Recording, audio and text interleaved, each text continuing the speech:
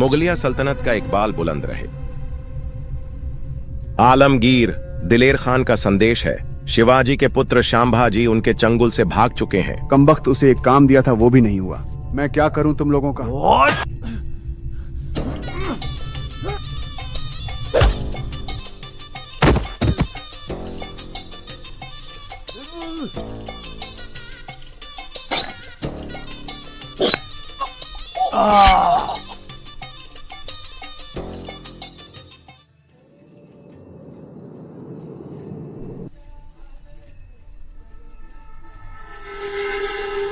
महाराज, संभाजी ने तो अपना रास्ता चुन लिया है।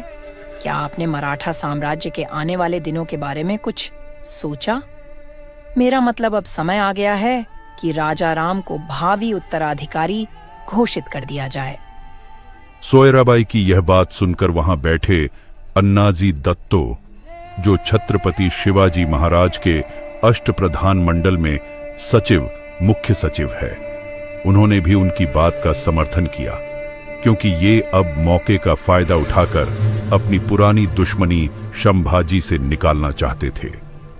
शिवाजी की नजरें कठोर हो जाती हैं। वे कुछ कहने ही वाले होते हैं कि दरबार का एक सिपाही अंदर भागता हुआ आता है। महाराज, एक गुप्त संदेश आया है। राजकुमार संभाजी मुगलों की चंगुल से भागकर सुरक्षित पन्हाला किले आ चुके हैं और अब वो रायगढ़ आने की तैयारी कर रहे हैं। उनसे कहो कि यहाँ आने की कोई जरूरत नहीं है। यहाँ हमारा परिवार है। हम ये खतरा नहीं उठा सकते। हम पहले खुद जांच करेंगे कि क्या सच में उन्होंने मुगलों का साथ छोड़ दिया है। शिवाजी महाराज के दिल में सवालों का तूफान उठ रहा था। सोयराबाई के शब्द उनके मन में गूंज रहे थे, लेकिन एक पिता के दिल में अपने बेटे के लिए जो प्रेम था वो शांत नहीं हो सकता था। आखिरकार शिवाजी एक निर्णय लेते हैं कि अब संभाजी से आमने सामने बात करनी होगी और इसके लिए वे खुद पन्हाला किला जाने का फैसला करते हैं। महाराज, आप खुद पन्हाला क्यों जा रहे हैं? क्या संभाजी के विश्वासघात के बाद भी आप उन पर भरोसा कर सकते हैं? कहीं उन्होंने आपके साथ कुछ कर दिया तो? रानी सोयराबाई, मैं इस साम्राज्य का राजा होने के साथ साथ मैं एक पिता भी हूं। मुझे खुद उससे बात करनी होगी, सच जानना होगा। अगर उन्होंने गलती की है तो उसे माफी मिलेगी या सजा, यह फैसला मैं अपनी आंखों से सच देखने के बाद करूंगा।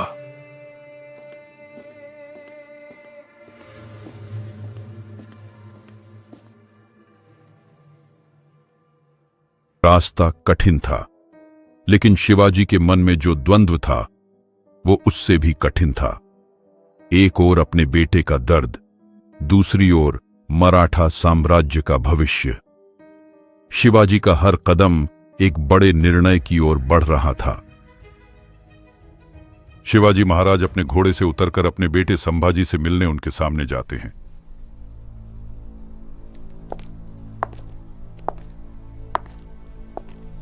काफी समय हो गया शंभू राजे। मुझे लगा था कि अब दोबारा तुम कभी मेरे सामने नहीं आओगे। पिताजी, मैंने गलती की है। मैंने जो भी किया वह मैंने आवेश में आकर किया। मुझे माफ कर दीजिए। गलती मानने वाले को माफ करना आसान होता है, लेकिन विश्वासघात करने वाले को फिर से विश्वास दिलाना कठिन शंभा। वैसे भी आज मैं यहां राजा बनकर नहीं, एक पिता बनकर आया हूं। मुझे जवाब नहीं चाहिए, मुझे तुम्हारा इरादा जानना है। क्या तुम सच में अब वापस आ गए हो ना? क्योंकि पुत्र मेरे लिए अब अपने इस साम्राज्य की रक्षा कर पाना थोड़ा मुश्किल होता जा रहा है। मैं हमेशा से तुम्हें ही यह साम्राज्य सौंपना चाहता हूं। तुम्हारा भाई राजा राम युवा है, वह अब भी राज्य चलाने की स्थिति में नहीं है। वैसे भी तुम में शानदार गुण है। मैं इसे तुम्हें सौंपने को तैयार हूं, पर इस वक्त नहीं। अभी तुम रायगढ़ भी नहीं आ सकते, क्योंकि राज्य अभी तुम्हारे खिलाफ है। तुम्हें अभी यही रहना होगा। इस मुलाकात ने संभाजी के लिए एक नई शुरुआत की उम्मीद जगा दी थी। शिवाजी महाराज उन्हें अपनी गलती सुधारने का मौका देते हैं। इधर रायगढ़ में महल के भीतर राजनीति की बिसात बिछना चालू हो गया था। संभाजी के लौटने के बाद सोयराबाई को पूरा विश्वास हो गया था कि अब उनका बेटा राजा राम को गद्दी नहीं मिलेगी। तो सोयराबाई ने अपने समर्थकों के साथ मिलकर संभाजी के खिलाफ गुप्त साजिशों का जाल फैलाना शुरू कर दिया था। उन्होंने अपने षड्यंत्र का पहला पाशा फेंका। संभाजी की अनुपस्थिति का मौका देखकर सोयराबाई ने शिवाजी से कहकर अपने 10 साल के पुत्र राजाराम का विवाह मराठा सेनापति की पुत्री जानकी बाई से करवा दिया। विवाह के कुछ सप्ताह बाद शिवाजी महाराज की तबीयत अचानक बिगड़ने लगी। तभी इस वक्त का फायदा उठाकर अन्नाजी दत्तो सोयराबाई को सुझाव देते हैं कि अगर किसी तरह शिवाजी की तबीयत थोड़ी सी और ज्यादा खराब हो जाए तो आपको राजा राम को गद्दी पर बैठाने में ज्यादा आसानी होगी, क्योंकि तत्काल में शंभा का विरोध है पूरे साम्राज्य में। तो फिलहाल तो सबके सामने आपका राजा राम ही है, और जैसे ही राजा राम एक बार गद्दी पर बैठ गया तब तो शंभू राजे को विद्रोह के अपराध में आजीवन कारागार की सजा में कैद कर देंगे। अन्नाजी ने महारानी सोयराबाई को अपनी दुर्भावनापूर्ण योजना में शामिल होने के लिए राजी कर लिया, और बदले में अन्नाजी ने मंत्रियों को शंभा के खिलाफ करके राजा राम को छत्रपति शिवाजी का उत्तराधिकारी घोषित करवा दिया।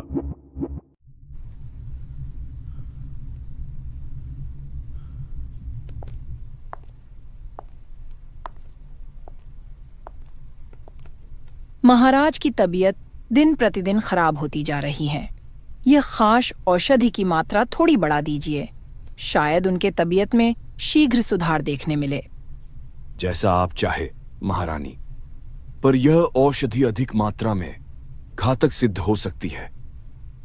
मैं जानती हूँ वैद्य जी, लेकिन इस वक्त हमें ये औषधि अधिक मात्रा में देनी ही चाहिए ताकि महाराज का स्वास्थ्य जल्द से जल्द ठीक हो जाए।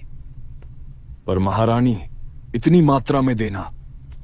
आप इतना मत सोचिए वैद्य जी, आपसे ज्यादा महाराज की फिक्र मुझे है। वैद्य संकोच करता है, लेकिन सोयराबाई की आंखों में दृढ़ता देखकर सिर झुका लेता है और शिवाजी महाराज के कक्ष में जाकर उन्हें यह औषधि का घूंट पिला देता है। और ऐसे ही अगले कुछ दिनों तक शिवाजी महाराज को औषधि का घूंट पिलाया गया, लेकिन उनके स्वास्थ्य में कोई परिवर्तन नहीं दिखा। महल के भीतर सब कुछ सामान्य लग रहा था, पर सच्चाई कुछ और थी। औषधि की ज्यादा मात्रा उनकी सेहत को जल्दी सुधारने के बजाय ज्यादा से ज्यादा बिगाड़ते ही जा रही थी। यह सिर्फ एक औषधि नहीं थी, यह सत्ता के खेल की सबसे बड़ी चाल थी। इसे इतिहास में छुपाकर प्राकृतिक मौत बताया जाता है, पर यह एक सुनियोजित षड्यंत्र था।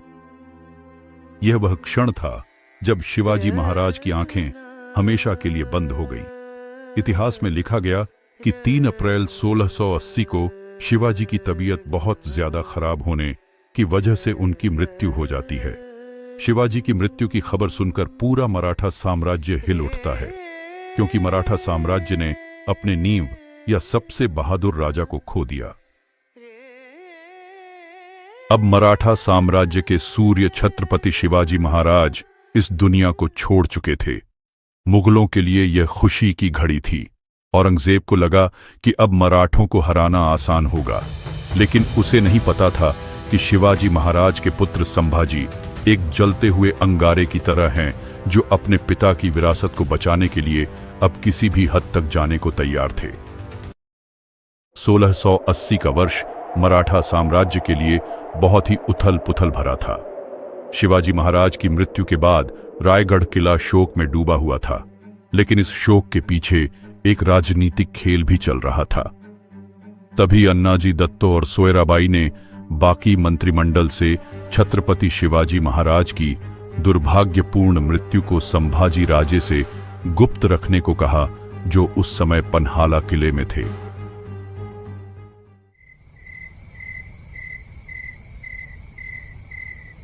संभा तो कभी राजा बनने के योग्य ही नहीं है। अगर उसे गद्दी मिली तो वह सिर्फ युद्ध करेगा। इसीलिए मराठा साम्राज्य को एक समझदार राजा चाहिए, न कि एक विद्रोही।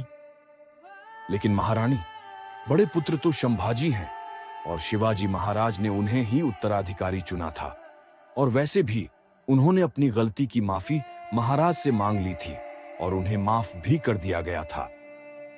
तो क्या हुआ? इस साम्राज्य ने उन्हें अभी तक माफ नहीं किया है।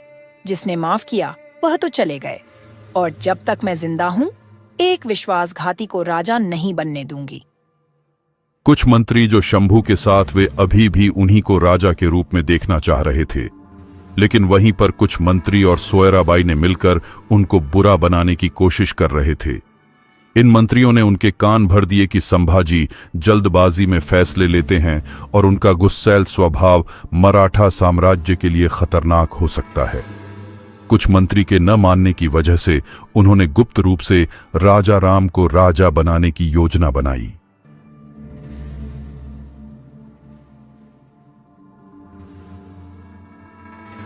संभा इस वक्त पन्हाला किले में है।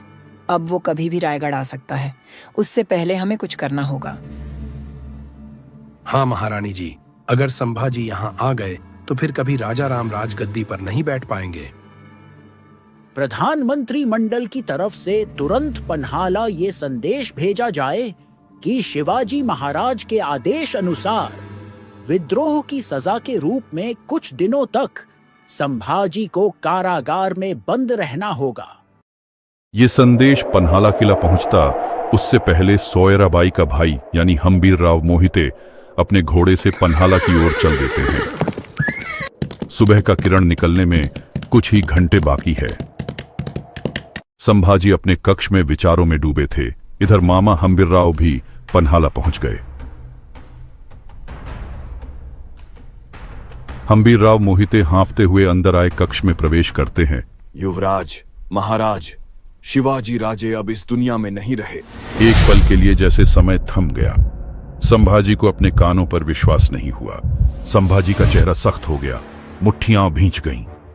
आंसू उनकी आंखों में तैरने लगे, लेकिन वो गिरे नहीं, क्योंकि गुस्सा भी आ रहा था। अगर बाबा नहीं रहे तो अब मराठा साम्राज्य की तलवार मैं उठाऊंगा।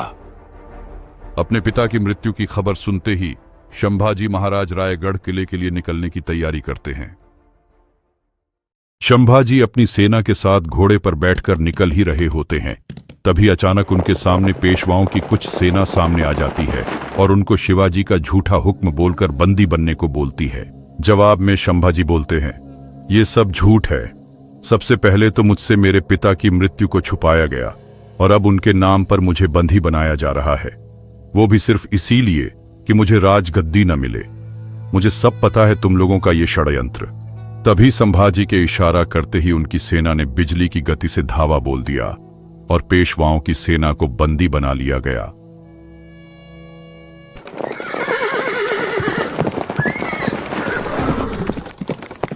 संभाजी अब अपने स्वराज्य को बचाने के लिए कदम बढ़ा चुके थे। पिता की मृत्यु, विश्वासघात और षड्यंत्र सब कुछ उनके सामने था, इसीलिए अब पीछे हटने का कोई सवाल ही नहीं था। राज दरबार में सोयराबाई और उनके समर्थक मौजूद हैं। दरबार में शाही निर्णय की घोषणा होने ही वाली है। इधर किले में संभाजी और उनकी सेना भी पहुंच ही चुकी है।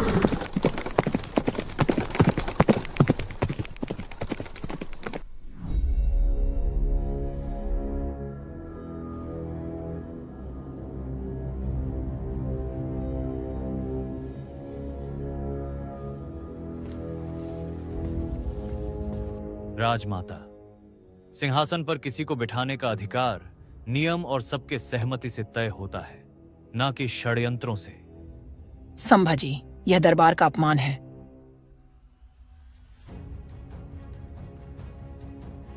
हिंदवी स्वराज्य शिवाजी महाराज का सपना था, जिसे मैं पूरा करूंगा।